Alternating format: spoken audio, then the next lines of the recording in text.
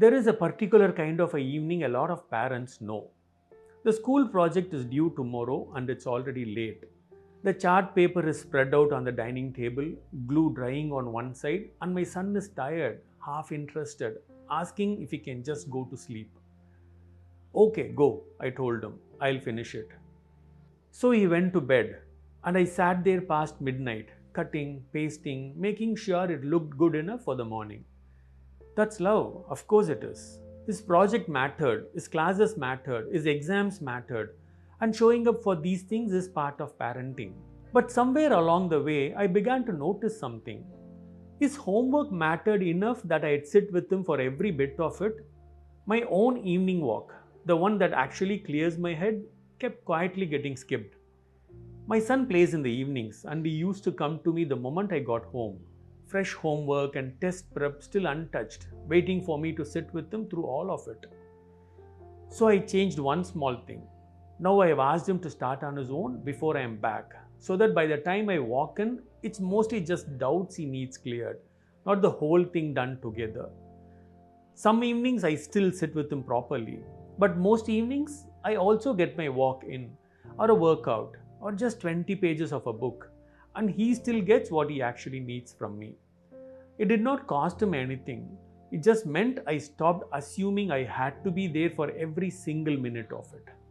It's a small change. Children don't need parents who are available every single minute. They need parents who are fully present in the minutes that matter. I think most parents keep moving between two sides of this without even realizing it. At one end, we give so much that nothing is left over for ourselves. At the other end, we get so busy with our own life that the child slowly starts receiving only the leftover version of us. I don't think either one is the answer. The harder thing is balance. It's not always me giving something up either. In our house, it's usually my wife who skips her own yoga class on the evening she has to drop him to badminton. Nobody announces these little sacrifices. They don't become family stories anyone tells later. Nobody remembers the yoga class that did not happen. It just quietly disappears the way most of these things do. I know the other version of this too, from people close to me. A friend of mine has thrown himself back into his own life since his kids got older. The gym, his cycling group, a business idea is finally chasing. All good things and genuinely put aside for years. But his wife mentioned once, almost in passing, that he has stopped dropping his son to coding class the way he used to. At dinner these days, he's usually still on a call or checking his phone between bites. Nobody is accusing him of anything, and he'd say, rightly, that he is finally living again. Here's the thing about children though, they don't usually complain first. They simply stop asking. Somewhere in all this, his son quietly stopped expecting him to look up from the phone. That's the other side of the same mistake. Not disappearing into your child's life, but disappearing out of it. There is sacrifice and there is disappearance. And it's easy to slide from one into the other without ever noticing you've crossed the line. Give too much of yourself and your own growth quietly stops. Your yoga class, your course, the evening you had set aside for yourself, all the things that were supposed to still be yours.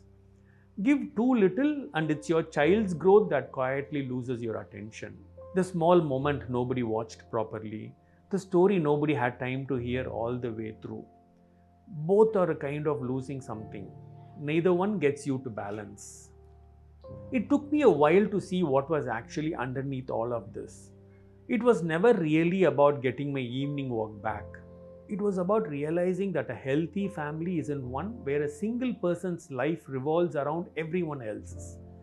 It's one where everyone's life, including the parents, still has room to breathe.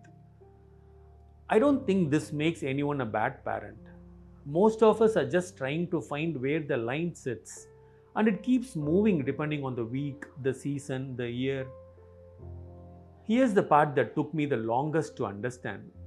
A child learns a lot of things from a parent, but I've come to think the most important one is something we never actually sit down and teach.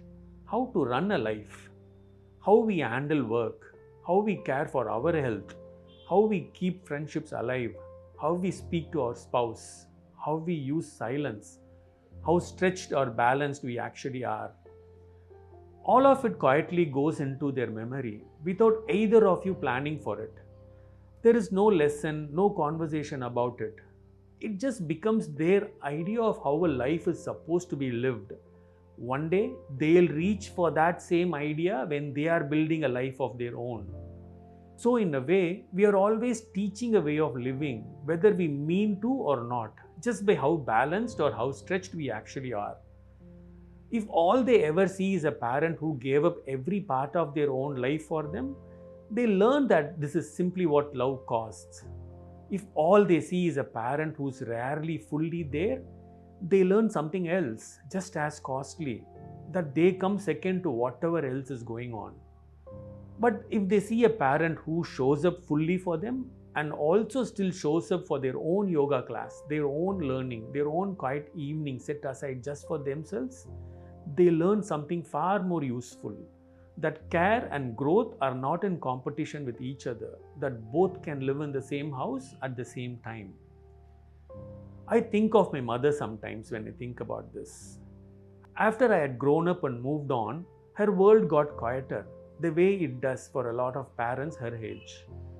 I encouraged her to join a yoga class at a park near her house, not really for the fitness, more for a reason to leave the house that was entirely hers.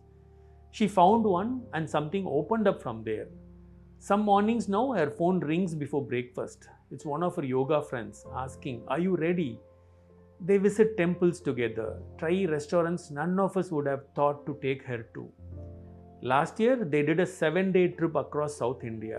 She planned it, she went, and she came back with stories that had nothing to do with any of us. She gave us everything while we needed it, and when it was finally her turn, she gave to herself just as fully. Neither one really cost the other, it just took its turn. I am glad she found all of this. But I sometimes wonder what it would have looked like if some of this had been hers all along, not only after the house became quiet. How many more of these evenings, these trips, these small ordinary joys she might have already had by now? So here's the question I've started sitting with alongside all the others. Not, am I giving enough to my child? Because most of us already ask that one often enough. Not, am I finally living for myself either, since plenty of us are learning to ask that one too. The real question sits somewhere between the two. Is one of these quietly pushing out the other right now? Their homework and your evening walk. Their exam marks and your own small progress on something that's just yours. Neither one has to lose so the other can win. One day, my son may become a father himself. I don't just want him to remember that I helped him finish his homework. I hope he also remembers that I went for my walks, that I kept learning while helping him learn too, that I had a life I genuinely cared about alongside his. Because if he remembers all of that, maybe he'll give himself permission to have a full life of his own too. Raise them fully, but don't lose yourself while you're doing it.